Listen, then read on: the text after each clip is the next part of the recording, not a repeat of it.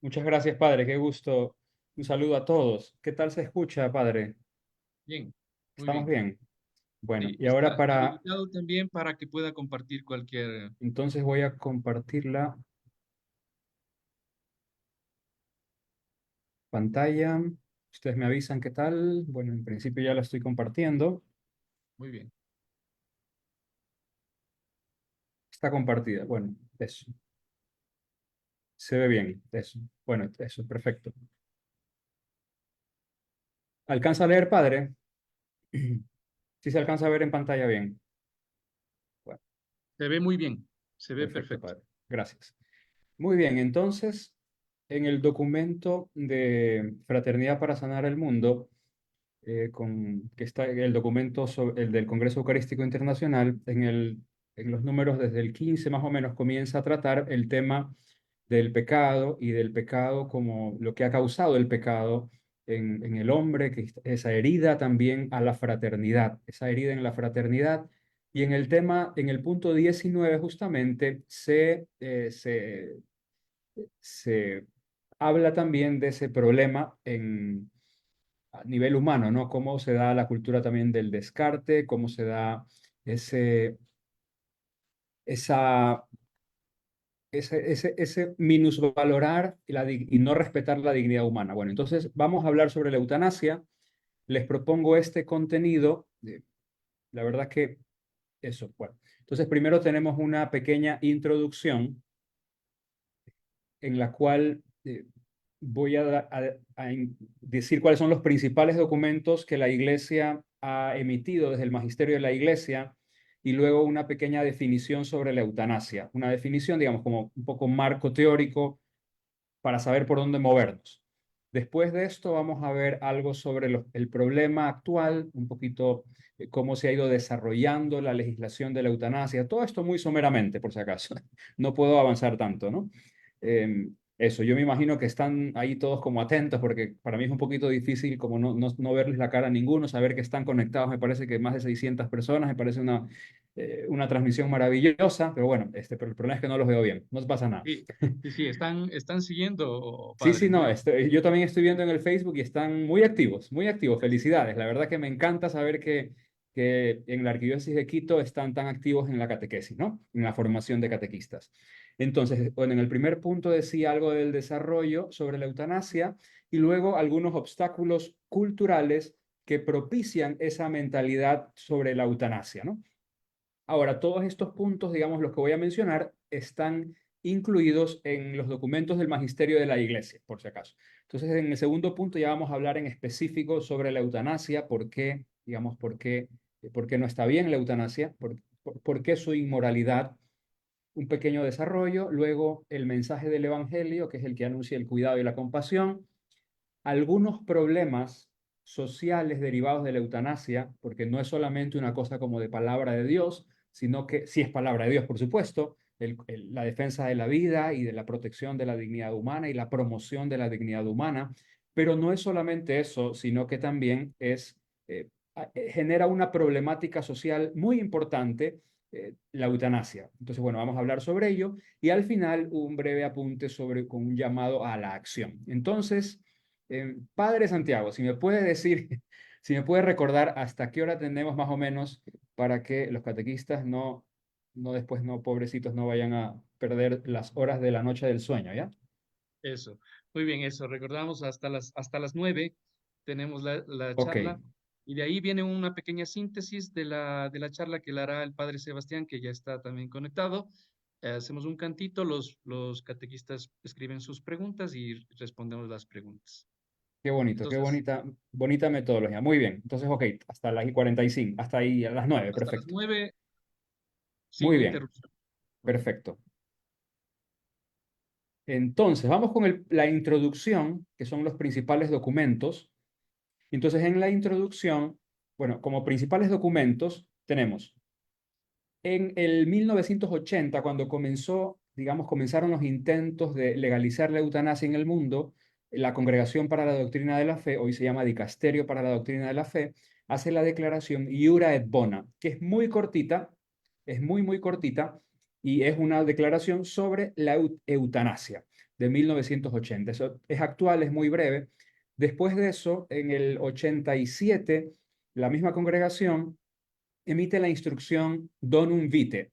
Entonces, esta es específicamente, el fuerte es, digamos, para las cuestiones que tienen que ver con fecundación artificial, fecundación in vitro, pero también hay, digamos, hay una teología bastante, o sea, muy desarrollada sobre la dignidad humana y la defensa de la vida humana, ¿no? Entonces, es también un documento yo creo que importante. Luego está el más famoso de todos, que es la encíclica de Juan Pablo II, Evangelium Vitae, de 1995, en la que habla sobre toda la cultura de la vida y la cultura de la muerte, y en especial toca en profundidad los temas del aborto y de la eutanasia. Entonces da, digamos, una base bíblica muy fuerte para la defensa de la vida y también para explicar por qué es inmoral tanto el aborto como la eutanasia, ¿no? Entonces habla del aspecto legal, bíblico, digamos, es muy interesante esta encíclica, la Evangelium Vitae. Y luego hay una que es muy poco conocida, que es una que les recomiendo a todos y es la principal en la cual me voy a basar, que es una carta bastante actual. Fue escrita justo antes, los meses anteriores al COVID, cuando se desató la pandemia, y fue aprobada por el Papa unos pocos meses después del inicio, digamos, en julio más o menos del 2020. Y esta es una carta que se llama El Buen Samaritano, Samaritanus Bonus, que es sobre el cuidado de personas en fases críticas. O sea, personas digamos, con enfermedades en fase terminal, ¿no? Entonces, bueno, este es bastante interesante. La Carta Samaritanus Bonus es un resumen maravilloso de lo que la Iglesia, por ejemplo, enseña sobre una persona que está en lo que se llama el estado vegetativo, o sobre los cuidados paliativos, o sobre por qué sí o por qué no el suicidio asistido, la eutanasia. Entonces, bueno, ese es un documento muy actual, dense cuenta, con el año ya uno se puede imaginar, ¿no? 2020.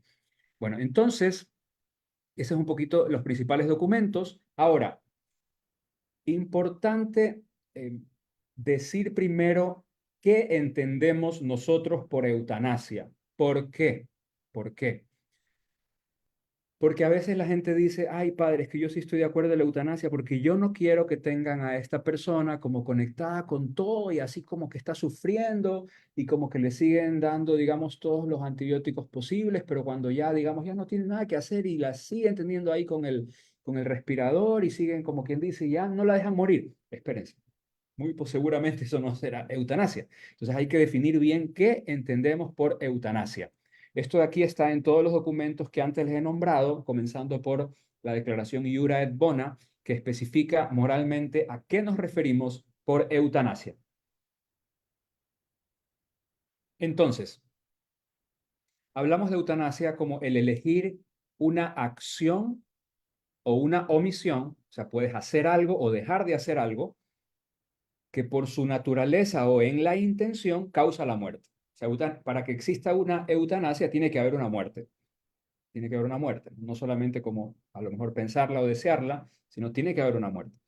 Y luego, con el fin de eliminar cualquier dolor. Esto es una cosa que hace específicamente la eutanasia, es como, de hecho, en griego es buena muerte, y se le aplica en el sentido que lo que se busca es eliminar el dolor. Ahora, ¿qué significa una acción o una omisión? Una acción puede ser, por ejemplo, en Holanda o en Bélgica está legalizado que un médico puede inyectar un barbitúrico, una sustancia, digamos, recetada por él mismo, que viene a causarle la muerte. Digamos, imaginémonos, como un veneno o bueno, algo que le va a causar una eh, que separe el corazón de la persona, ¿no? Entonces, tenemos una acción que positivamente causa, digamos, se le inyecta una sustancia que le va a causar un ataque cardíaco, ¿no? O una omisión.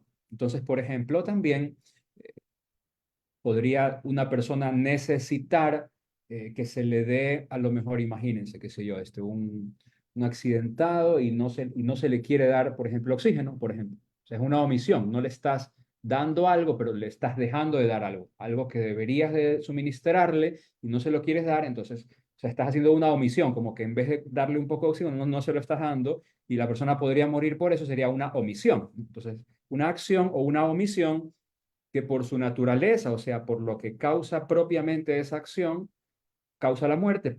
Por ejemplo, en el caso de lo que decíamos de inyectar ese barbitúrico para causar la muerte por eutanasia, en su naturaleza eso mismo va direccionado hacia causar la muerte. En su naturaleza o en la intención, digamos, a lo mejor una pastilla pequeña que tenía que recibir. Bueno, aquí les cuento algo, pues yo tuve la oportunidad de saludar al Papa hace unos 2 años y cuando le hablé un poquito sobre este tema de la eutanasia, él me dijo también que me acuerde de hablar sobre la eutanasia encubierta. Así me dijo a mí. Habla también de la eutanasia encubierta. Y la eutanasia encubierta, él me lo explicó así en su argentino porteño. Me dice, ¿ya viste? El, el anciano necesita, por ejemplo, 4 pastillas, me decía, 4 pastillas necesita. Y entonces le comienzan a dar 2 menos, así nomás, ¿no? Como una omisión. Entonces, en realidad, digamos, la pastilla está dirigida para alguna función vital, para alguna función, digamos, eso, para alguna función fisiológica. Y sin embargo, al final la persona va bajando el Papa me explicaba, ¿no? Después el paciente va bajando su salud hasta que muere, digamos, ¿no? O sea, se ha causado, digamos, por una omisión de no darle a lo mejor una medicina que era para que se mantenga con vida. Entonces, es una acción o omisión. Bueno, en la naturaleza o en la intención aquí, ¿no? Esa fue la intención era de que se muera, o sea, por eso se le comenzaron a suprimir ciertas pastillas, cierta medicina para causarle la muerte. O sea, esas pastillas no estaban medicadas para causar la muerte, pero en cambio se la están quitando con la intención de causar la muerte. Entonces, se dan estos elementos, ¿no? Con el fin de eliminar cualquier dolor. Entonces, esa es un poco la definición de la eutanasia. Entonces, tiene que haber esa acción que va direccionada a quitar la vida para eliminar un dolor. Una acción o una omisión, digamos que en sí misma o a lo mejor de forma indirecta, pero en la intención quiere causar la muerte y causa la muerte con el fin de eliminar cualquier dolor. Muy bien, bueno, continuamos.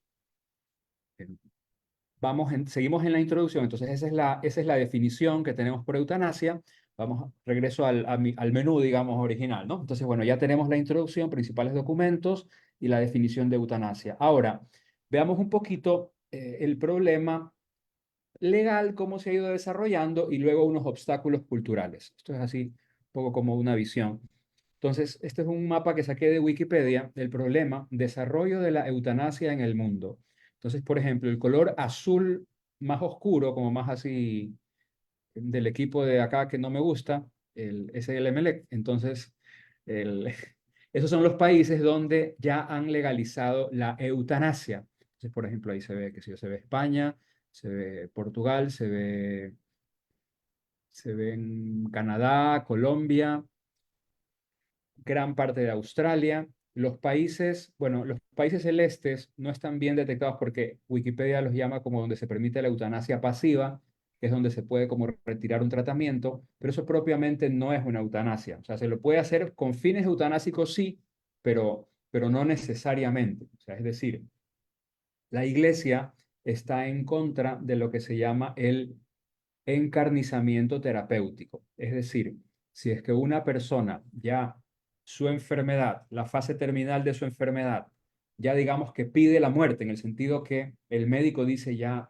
no se le puede hacer nada y lo único que podríamos hacer es a lo mejor con un tratamiento desproporcionado le vamos a prolongar 2 semanas de vida, pero al final no tiene cura esa persona.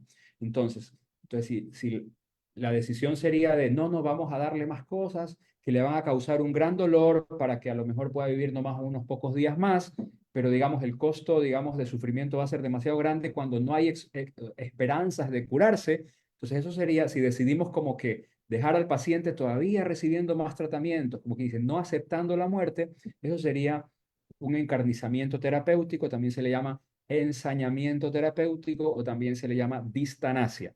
Pero la iglesia no está a favor de eso, no es que la iglesia dice, no tienes que mantenerlo con vida a como dé lugar, no, o sea, no se trata de eso, ¿no? Entonces, existe, digamos, la posibilidad de, o sea, a lo mejor un paciente, por ejemplo, un paciente que está recibiendo su nutrición, hay momentos de la enfermedad en la cual ya Incluso la hidratación ya no le hace bien porque el paciente se hincha, qué sé yo, cuando ya no le están funcionando bien sus riñones.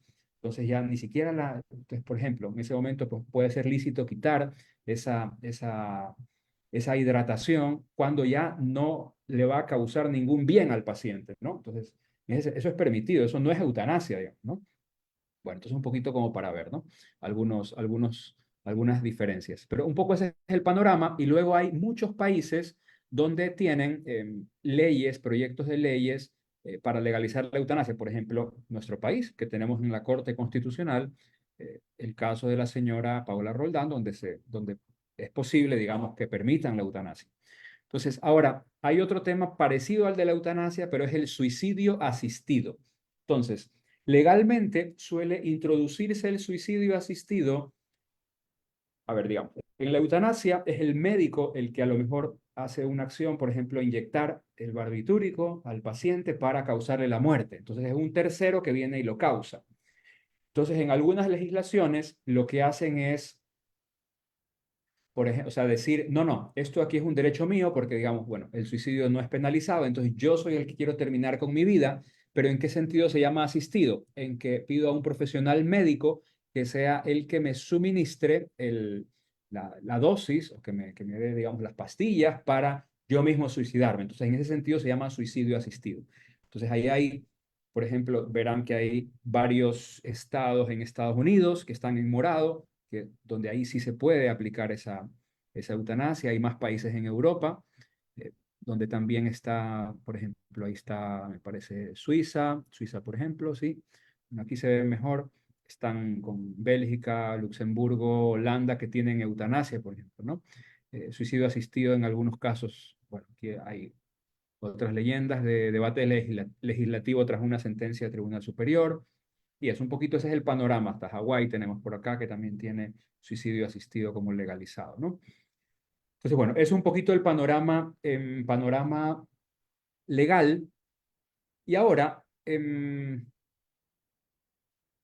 les presento, en cambio, los obstáculos culturales que favorecen la herida. Esto es un poco como parte del problema, ¿no? ¿Por qué en esos países se legaliza la eutanasia? ¿Y por qué en nuestra sociedad puede haber mucha gente a favor de ella?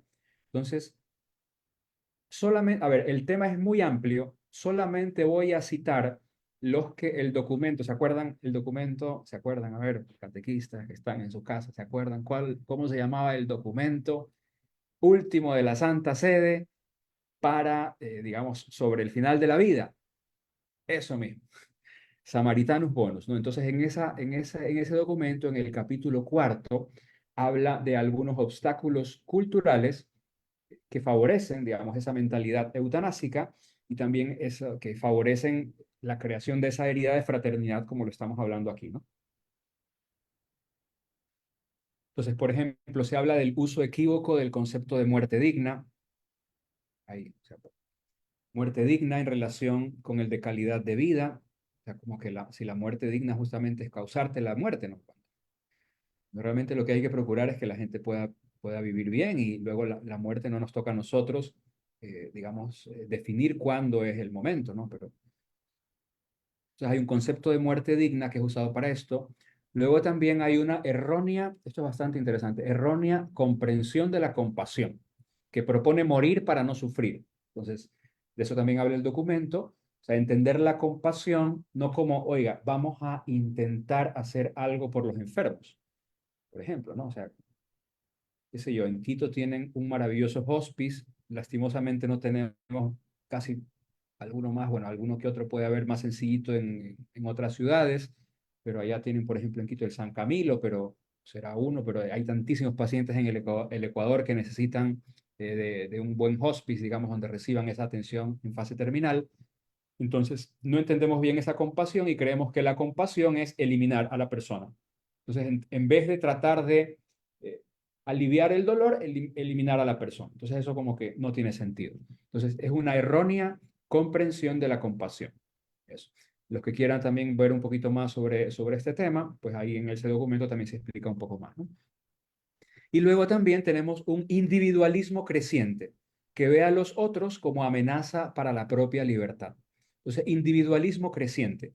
Por un lado, hay sociedades donde, por ejemplo, en Canadá, donde ya es legal la eutanasia, resulta que cada año hacen digamos, cuentan cuántas eutanasias se practicaron y el Ministerio de Salud de ellos también hace un cálculo de el dinero que se han ahorrado en cada, digamos, paciente o sea, que a quien se le ha aplicado la eutanasia, digamos. O sea, como quien dice, mira, nos hemos ahorrado esto gracias a que estas personas se han quitado la vida. Y claro, como es más fácil darles 2 pastillas o aplicarles una inyección, es mucho más barato, mucho más sencillo que darles todo un tratamiento largo, tener enfermeros, tener, digamos, toda, toda una serie de aparatos, digamos, de anestesia, de morfina, o no sé, o de sueros, digamos, de distintos tipos, ¿no? Entonces hay un individualismo creciente como que ve a los otros como una amenaza para la propia libertad. Por un lado, entonces se ve al paciente en fase terminal, se lo puede ver también como un peso, pero también por el individualismo, el mismo paciente se ve como un peso para su familia, entonces prefiere, digamos, salir del mundo. ¿Por qué? Porque como que no tenemos esos lazos de fraternidad fuertes, como que no vivimos la caridad, digamos, cristianamente, entonces como que no nos sentimos acogidos en familia, y en una familia, pues sí, pues a veces les toca a uno como sacrificarse un poco más que el otro, pero esas son las familias están para amarse, para acompañarse, también en el sufrimiento. Entonces a veces viene el individualismo y nos hace que la persona se cierre también y que se vea como un peso para su familia. Entonces, bueno, ahí entramos en una falta de caridad de los unos por los otros, que también es una problemática. Entonces, un poco hasta ahora, eso, básicamente esto es un poco como un poquito de introducción, como decía, regreso al menú principal de temas.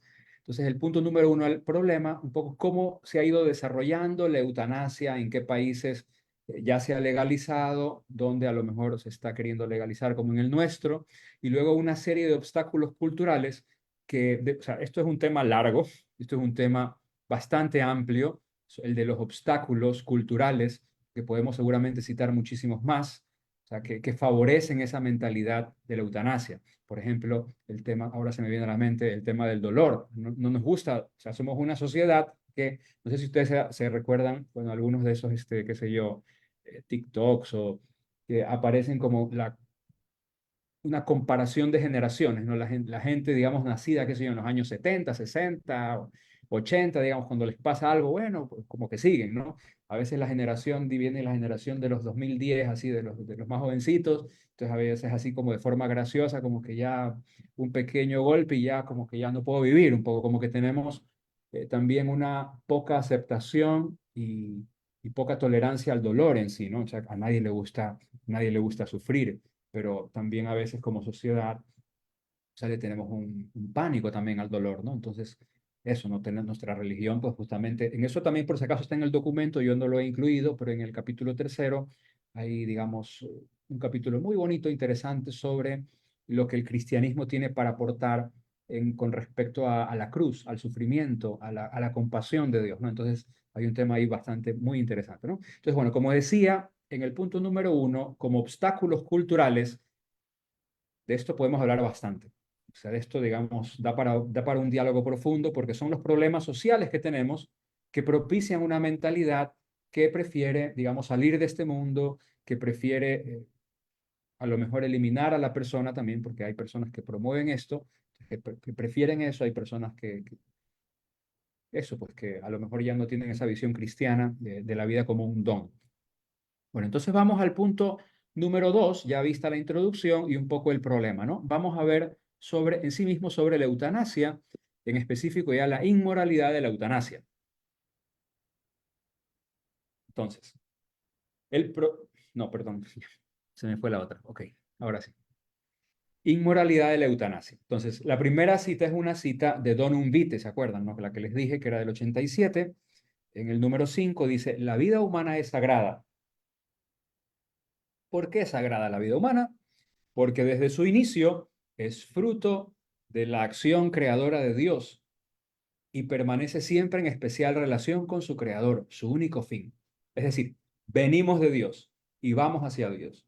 Nuestra vida es de Dios. Si ahí está, nuestra vida es don. es un regalo. O sea, es algo que se nos ha dado. Entonces es sagrada porque desde el inicio es fruto de la acción creadora de Dios. Nuestra alma es creada por Él mismo, inmortal, y permanece siempre durante la vida y también después en especial relación con su creador. Su único fin, nuestro fin es Dios, nuestra finalidad, la meta hacia la cual queremos llegar. Por eso, dice Don Umbite, nadie en ninguna circunstancia puede atribuirse el derecho de matar de modo directo a un ser humano inocente. Nadie en ninguna circunstancia puede atribuirse el derecho de matar de modo directo a un ser humano inocente.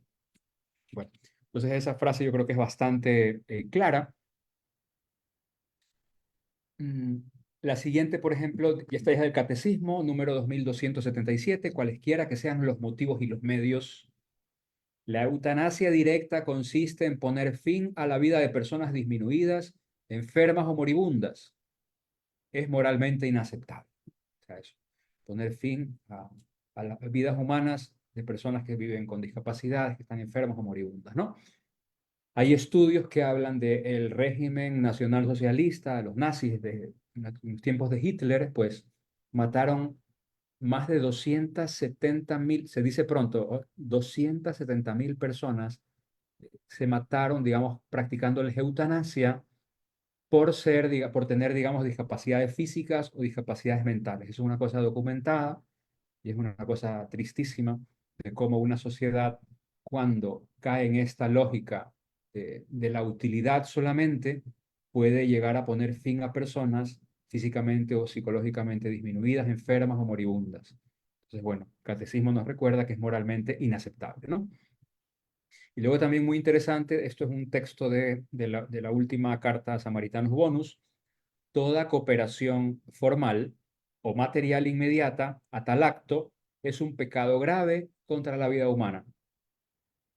Toda cooperación formal o material inmediata a tal acto es un pecado grave contra la vida humana. Cooperación formal o material, o sea, cooperación, o sea, la persona que ayuda a alguien a cometer esa eutanasia, a practicarla, la persona que ayuda a alguien a cometer el suicidio asistido, pues eso, ¿no?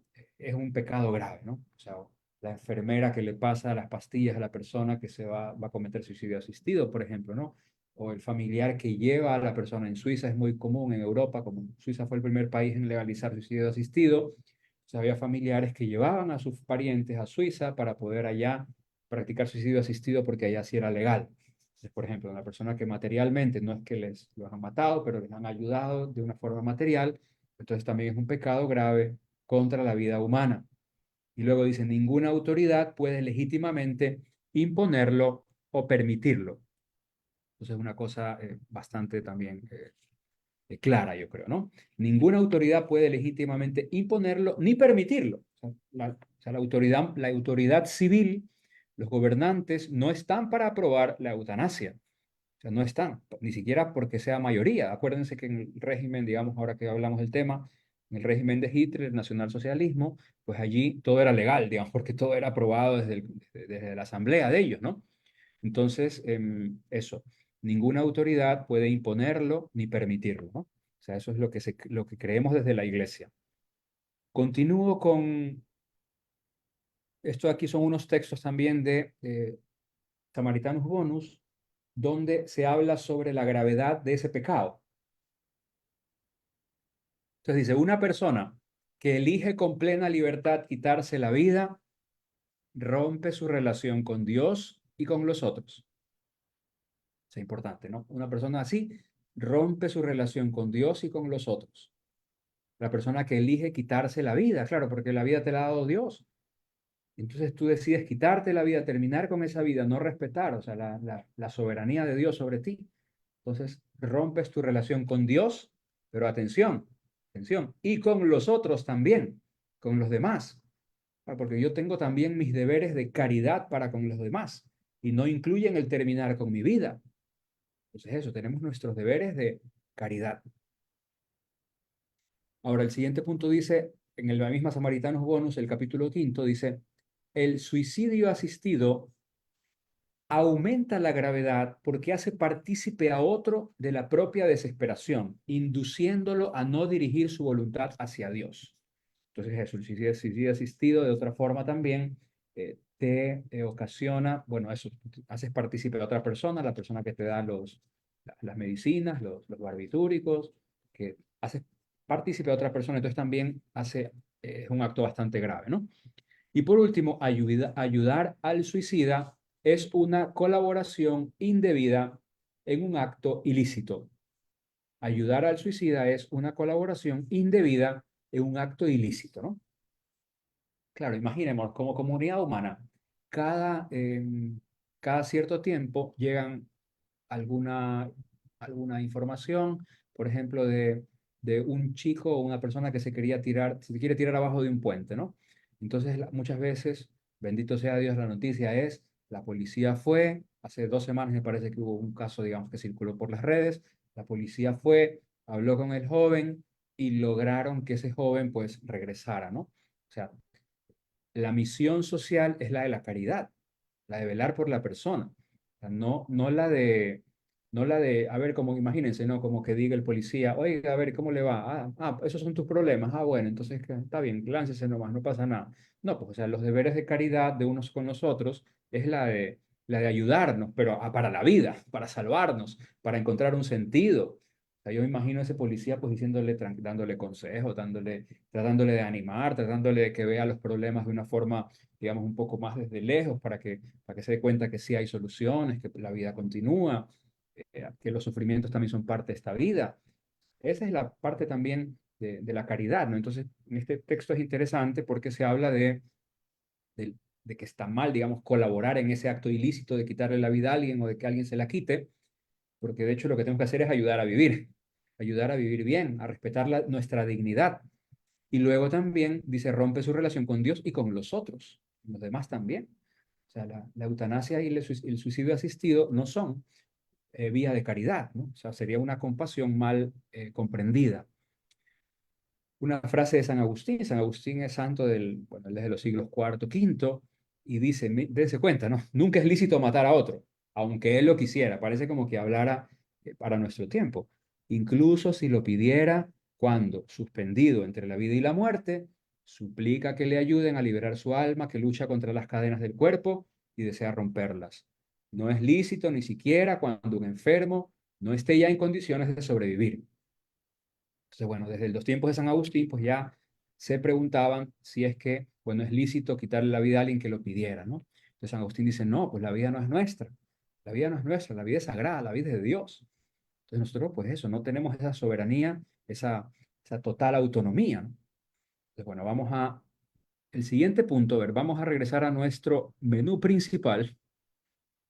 Entonces, bueno, entonces tenemos la introducción, los documentos, la definición, el problema, un poquito del problema, digamos, es un poquito, he tratado de enfocarlo, textos, digamos, de la iglesia que hablan específicamente sobre la eutanasia, en que se habla en contra de la eutanasia, porque la iglesia no está a favor de la eutanasia. Y ahora vamos, en cambio, a ver la parte positiva, que es lo que, en cambio, la iglesia anuncia. La iglesia anuncia el cuidado y la compasión, el punto 3. Entonces aquí tenemos una imagen muy bonita de el buen samaritano, pintada de Van Gogh, que me parece que el año pasado tuvo la exposición en Quito también algunos meses. Por acá en Guayaquil también se quedó bastante. Tenemos ahí al buen samaritano y vemos que o sea, qué es lo que nos enseña el Evangelio sobre el cuidado y la atención a los enfermos, ¿no? Nos enseña a ver a Jesús en el enfermo y a actuar con caridad sobrenatural.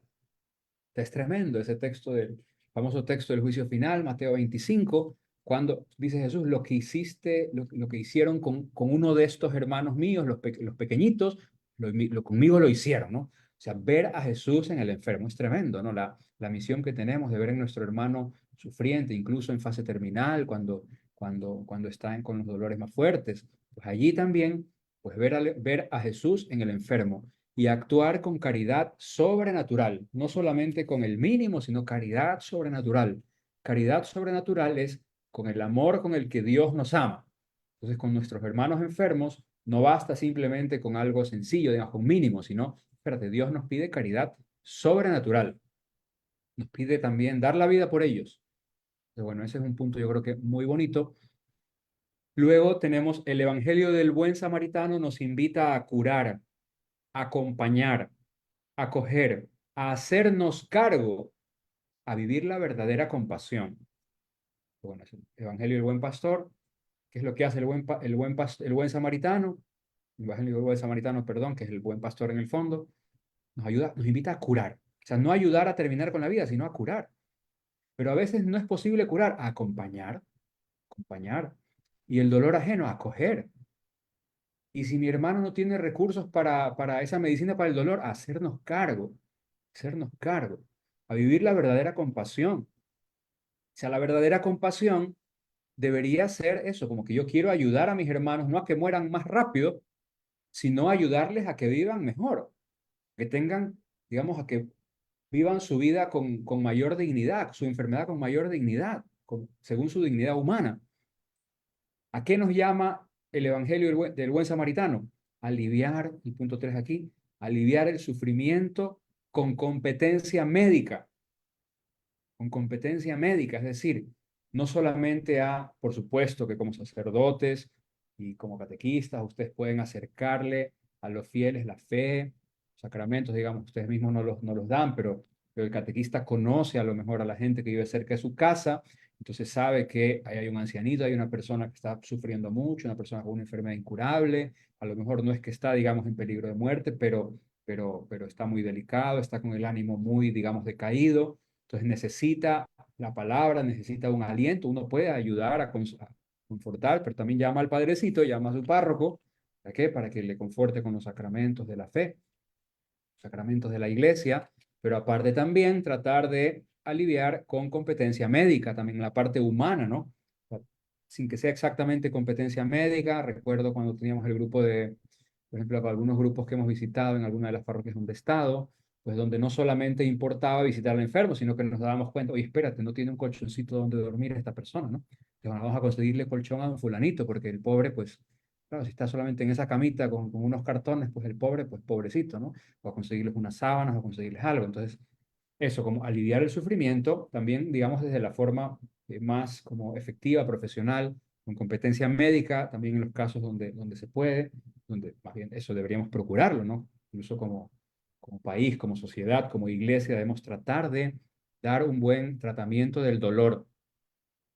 Los estudios dicen que incluso este tema del dolor es un tema, digamos, que da para largo, ¿no? Porque incluso en países desarrollados como España, el porcentaje de correcto manejo del dolor, o sea, no es tan bueno. O sea, hay todavía un porcentaje bastante alto de gente, digamos, de pacientes a quienes no se les trata bien el dolor, pero existiendo las medicinas, morfina, o sea, existen, digamos, distintas fases desde la medicina donde se puede ir tratando la enfermedad también cuando viene con dolores que llamamos insoportables, ¿no?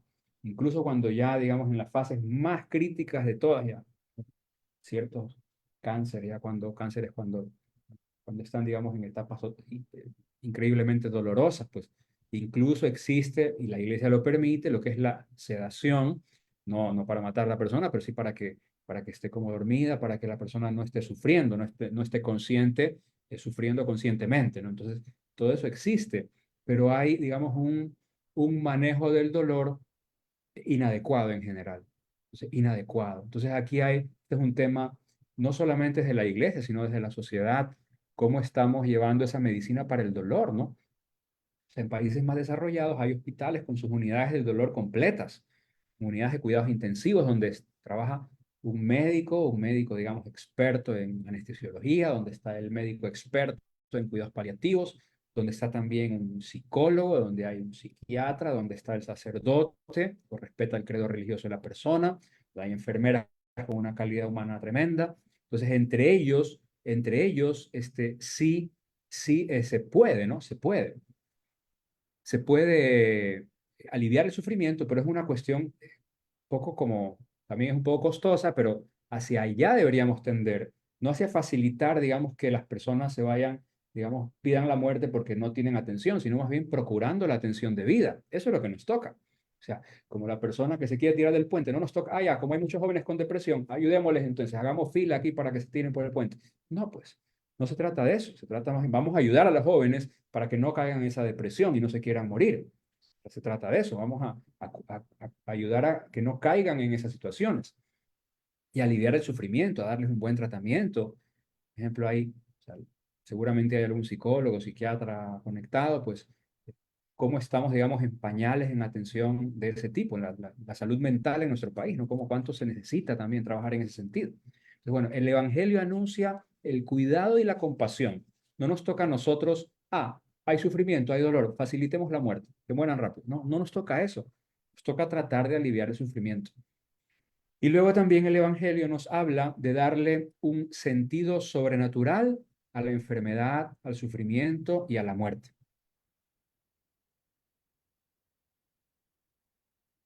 Bueno, el, esto del sentido sobrenatural, yo creo que el catequista puede estar bastante más, eh, digamos, con más experiencia de ver al sacerdote le toca, o sea, y es claro que cuando uno ha acompañado a tantos enfermitos, y son las catequesis más grandes, yo creo que el sacerdote recibe, acompañando enfermos, ¿cómo cambia la forma de asumir la enfermedad una persona que,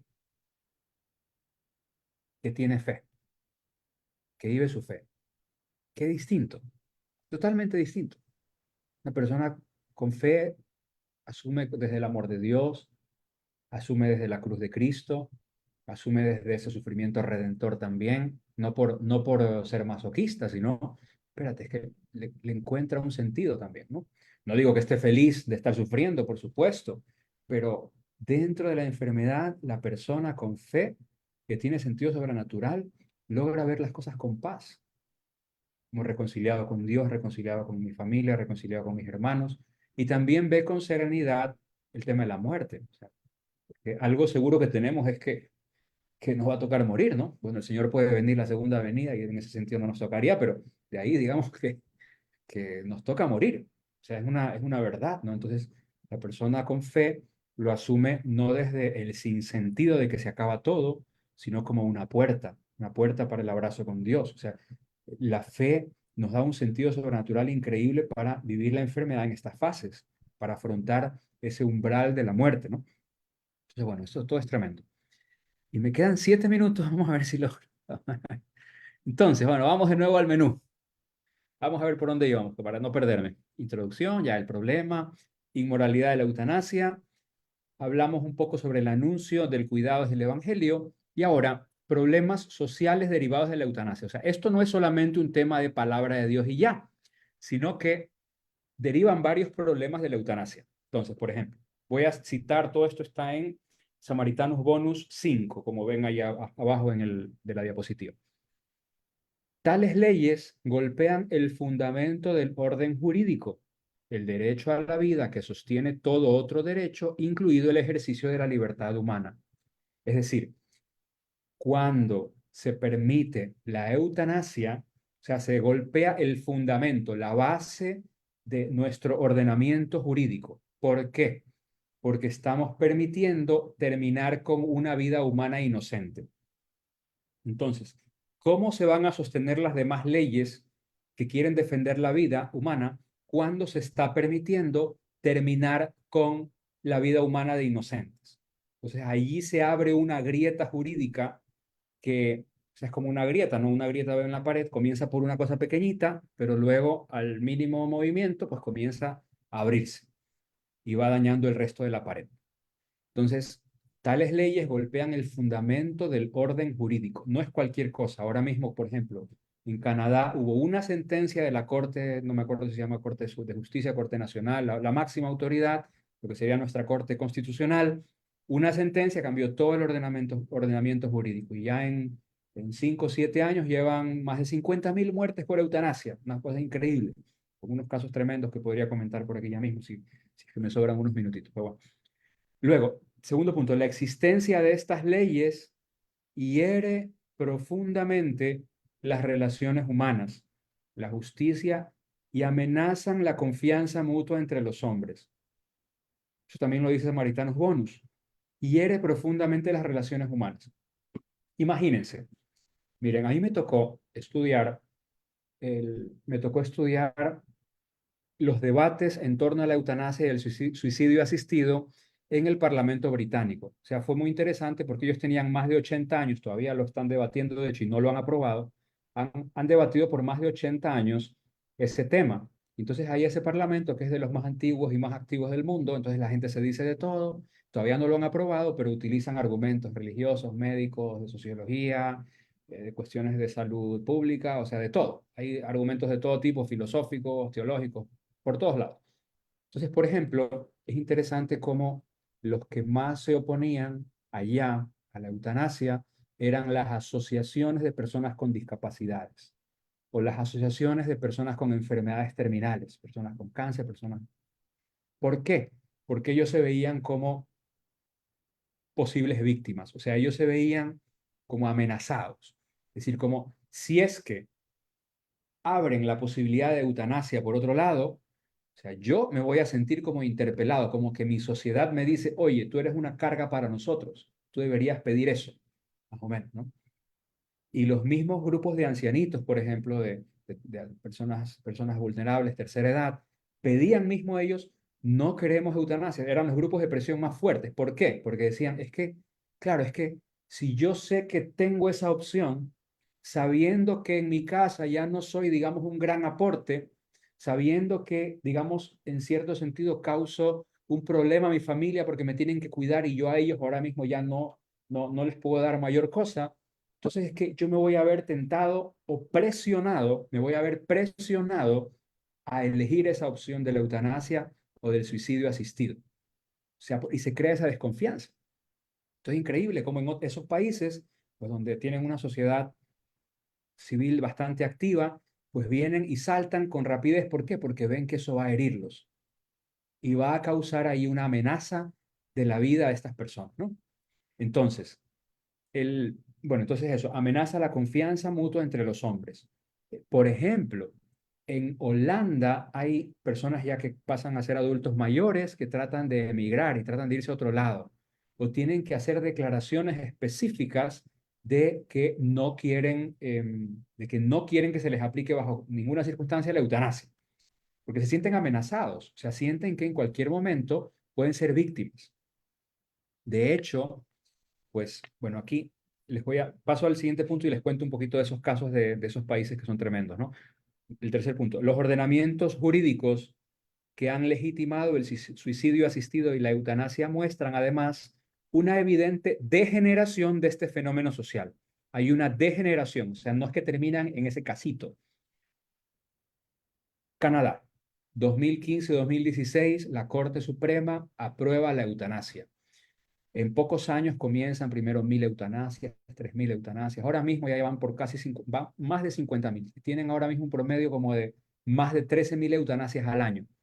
Y ahora mismo, claro, familias pobres que piden asistencia social, pues casi que ven que no tienen, si no tienen nada, casi que los servicios de asistencia social también ofrecen como uno de sus servicios la eutanasia. Ofrecen la eutanasia porque para ellos va a ser como un ahorro, va a ser más tranquilo, digamos, no van a tener que vivir la pobreza, puede ser que vivan la eutanasia, ¿no? Y por ejemplo, comenzó por la sentencia de la Corte en un caso muy específico de enfermedad terminal, para un caso muy doloroso y muy así como mediático, y actualmente, bueno, ya pasaron luego para la eutanasia para los menores de edad. Y luego ya no es el tema de una enfermedad incurable en esta fase con mucho dolor, sino, claro, ¿por qué si tú le permites la eutanasia a esta persona porque siente un dolor insoportable, pero la otra persona también lo siente y tenía otra enfermedad? Entonces, claro, ¿por qué me discriminas a mí si yo también siento un dolor insoportable y cuando a este sí se lo has permitido, ¿no? Bueno, los padrecitos, hablamos con muchos jóvenes, por ejemplo, ¿no? Y a mí me toca hablar con gente, bueno, jóvenes y no tan jóvenes, por ejemplo, que vienen con el corazón destrozado por una cuestión familiar, qué sé yo, un adulterio, una traición, una cuestión, ¿no? Y hay gente realmente que viene con depresión, o sea, que más bien necesita incluso atención psiquiátrica, ¿no? Luego también atención psicológica, el sacerdote también está para ayudar, pero ¿cuánta gente no tiene un sufrimiento y le dura meses? Y unos sufrimientos donde la persona se quiere morir. Entonces, claro, actualmente en esos países, por cuestión de depresión, ya pueden pedir la eutanasia. ¿Ustedes se imaginan eso? O sea, comienza como un caso específico, pero luego, claro, porque si abres la puerta a que a esta persona no quiere sufrir y por eso le permites la eutanasia, ¿por qué si esta otra también está sufriendo de manera, digamos, insoportable? ¿Por qué no le permites a esta otra? ¿Quién eres tú para decidir si cuál sufrimiento vale la pena o cuál sufrimiento no? O sea, los dos son ciudadanos, tienen los mismos derechos. Por eso entonces es que llega a legalizarse la eutanasia también por problemas psicológicos, problemas psiquiátricos. Digamos, la persona, no, tengo depresión, quiero eutanasia, eutanasia. En Bélgica, por ejemplo, en Holanda pasa así. Son casos donde pasa esto, ¿no? Y luego, y evidente degeneración, con este ejemplo termino. Me dice, me falta todavía una diapositiva que puede ser, va a ser cortita, pero si quisiera dar un tema aquí. El padre me hace señas el padre por interno. Padre Santiago, muchas gracias. Sigue, Que puedo sigue seguir un nomás, poquito. no Dale, hay ok. problema. Bueno, Podemos continuar. entonces, bueno, de eso, para que los que están comiendo, pues sigan comiendo rico, no pasa nada. Ah, no, yo creo que allá comen más temprano, aquí. Acá los monitos comemos un poco más tarde, ya está bien, no pasa nada. Bueno, entonces, evidente degeneración de este fenómeno social.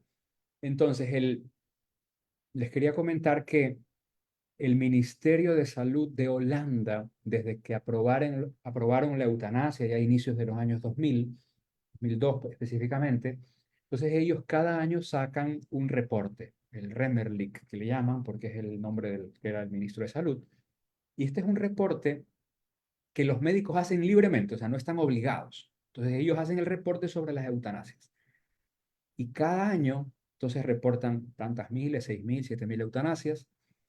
Y cada año al menos el 30%, a veces son más, 40%, al menos el 30% de eutanasias practicadas, atención, no fueron pedidas por el paciente. Es tremendo. O sea, al menos el 30% de esas eutanasias, alguien más decidió. El paciente no fue el que la pidió. O sea, uno dice, no, pues si es libre la persona, ya, ok. Pero a que dense cuenta, evidente degeneración de este fenómeno social. ¿Por qué? Porque la idea de fondo es el bien del paciente. Y el bien del paciente es que termine con ese dolor. Entonces, en esos casos, el médico dice, no, ese paciente ya lo mejor es que muera.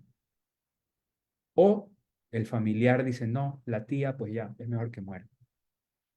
O el hermano, o el esposo, o o no sé, alguien que necesite la herencia, o alguien, cualquier persona, ¿no? O el mismo médico, digamos, que ya pues, quiere liberar un espacio porque sabe que hay un joven que necesita también una cama. Y entonces hay un porcentaje altísimo, o sea, y esto es un informe oficial de, digamos, un Ministerio de Salud que no obliga a los médicos, o sea, que esto podría ser mayor aún, o sea, podría ser mayor, y donde se practican todo este tipo de, estas eutanasias no pedidas por los pacientes. O sea, hay un evidente fenómeno de degeneración, o sea, que se degenera, ¿no? Entonces, esto no es simplemente vamos a permitir un caso y ya, sino que eso viene como con una bola de nieve enorme, social, y que viene a dañar el fundamento del orden jurídico, como dice en el punto uno, la relación personal de las personas con discapacidades, personas con enfermedades en fase terminal, las relaciones a nivel familiar, digamos, sabiendo que la persona más vulnerable tiene esa opción, pues se siente como que va a ser un peso para los demás, crea una herida en la familia, ¿no? Y la degeneración efectiva del fenómeno. Bueno, y por último, les dejo aquí con esta foto tan bonita de el Papa Juan Pablo II y la Madre Teresa de Calcuta y un llamado a la acción. Entonces, todas estas citas son de la carta encíclica Evangelium Vitae, el EV. Entonces dice, por ejemplo, ¿no? El compromiso al servicio de la vida obliga a todos y a cada uno. Es decir, todos estamos llamados a trabajar por servicio de la vida. La promoción de la vida humana debe realizarse mediante el servicio de la caridad. Ya nos toca vivir la caridad, toca vivir la caridad. Y eso, entonces el catequista puede visitar enfermos, puede, digamos eso, puede ayudar a que los demás niños también se preocupen de los abuelitos, se preocupen de los otros. O sea, tenemos que vivir esa caridad. Tercero dice, exige ejercer la objeción de conciencia ante el aborto y la eutanasia. Pues también, ¿no? Si llegase a permitir la eutanasia o el aborto, que en algunos casos aquí se permite en nuestro país, si se llegase a permitir o ampliar algo y quieren obligar a un médico a esto, pues existe la obligación también de ejercer la obligación, la objeción de conciencia en la persona para no practicarla. Y luego, esta tarea corresponde particularmente a los responsables de la vida pública. Esta encíclica hace un llamado a los políticos, los responsables de la vida pública, de generar leyes, o sea, eso, ¿no? La vida de la fe no es solamente para el momento al que uno entra a la iglesia, se persina, está en la misa, la bendición, ya, ok. No, y ahora ya vengo y, no, el político está también llamado a vivir esa promoción de la vida humana en la vida pública, en el ámbito público, ¿no? Entonces, por último, es decisiva la responsabilidad de la familia, santuario de la vida. Entonces, señores catequistas, queridos catequistas, padrecitos, esto es importantísimo. Responsabilidad, la familia, santuario de la vida. O sea, necesitamos a ver, una familia fuerte donde se promueve la caridad, se promueven los valores cristianos, las virtudes, acoge bien a sus familiares, acoge bien a la tía, al padrino, a la abuelita, al abuelito, y no se les pasa por la cabeza, digamos, tener que pedirle eutanasia. En el sentido que ese abuelito nunca se va a sentir un peso porque se siente acogido. En cambio, en una familia donde no hay valores, no hay virtudes, no hay acogida, no hay caridad, entonces, claro, la pobre persona sabe que es un peso, porque efectivamente es un peso, porque no nadie lo quiere tener en la casa. Entonces, es una responsabilidad decisiva la de la familia. Allí es donde se forma la persona, el corazón, y donde podemos, digamos, realmente acoger la vida, ¿no? Entonces, creo que ahora sí ya se me terminaron las diapositivas, padre. Bueno, me les robé 7 minutos.